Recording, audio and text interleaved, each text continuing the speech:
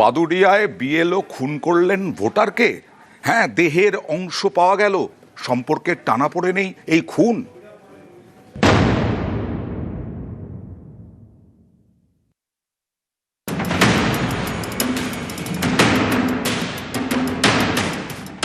খালে পড়ে বেশ কয়েকটি ব্যাগ তুলে আনতেই চক্ষু চড়ক গাছ। ব্যাগের ভেতরে টুকরো টুকরো দেহের অংশ। উত্তর 24 পরগনার বাদুড়িয়া, এখানকার পাপিলার বাসিন্দা বছর 36-এর নাসির আলী কৃষক।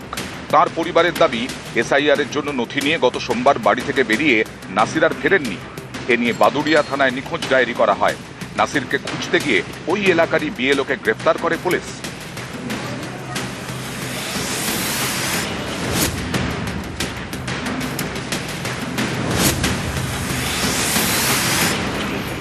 নিখোঁজ ডায়েরি পেয়ে প্রথমে নাসিরের কল ডিটেলস বের করে পুলিশ। কল লিস্টে থাকা শেষ নাম্বার ট্রেস করা হয়। গ্রেফতার করা হয় বিএলও রিজওয়ান হাসান মন্ডল এবং তার এক পরিচিতকে। কাকার কাছে একটা ফোন আসে যে আমি বাদুড়ি থেকে এলো আর বলছি আপনার প্রয়োজনীয় কাগজপত্র নিয়ে আপনার নামে ভুল আছে, আপনি বাদুড়িতে আসেন। কাকা সন্ধ্যাবেলা যথাযথ কাগজপত্র নিয়ে বেরিয়ে পড়েছেন এবং তারপরের থেকে 8টার থেকে কাকা ফোন করছে, তো কাকা ফোনে সুইচ অফ। তারপর দিন সকালবেলা পার্শ্ববর্তী একটা যমুনা নদীতে কাকার বাইক আর জুতো পাওয়া যায়।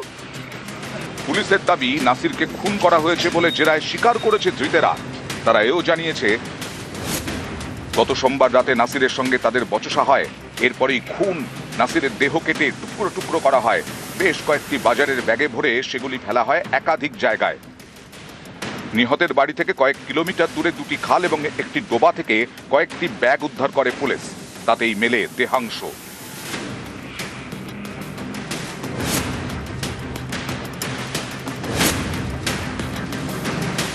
ইনভেস্টিগেশনেও যেটা উঠে এসছে, এটা হচ্ছে এই রেজাউন হাসান মন্ডল, এনার সঙ্গে যিনি ডিজিজড আছেন ওনার ওয়াইফের একটা সম্পর্ক ছিল, যেটা 1.5 বছর আগে জানাজানি হয়। সেই থেকেই এদের মধ্যে একটা শত্রুতা তৈরি হয় এবং ইনি চাইছিলেন এনাকে মানে এর ক্ষতি করতে। রিজাউন তারপর সাগর গাইনকে এর সুপারি দেয় এবং সাগর গাইনি এই মানে দুজন মিলে এই হত্যাটা করে। উত্তর 24 পরগনা থেকে অনুপম সাহা, নিউজ 18 বাংলা।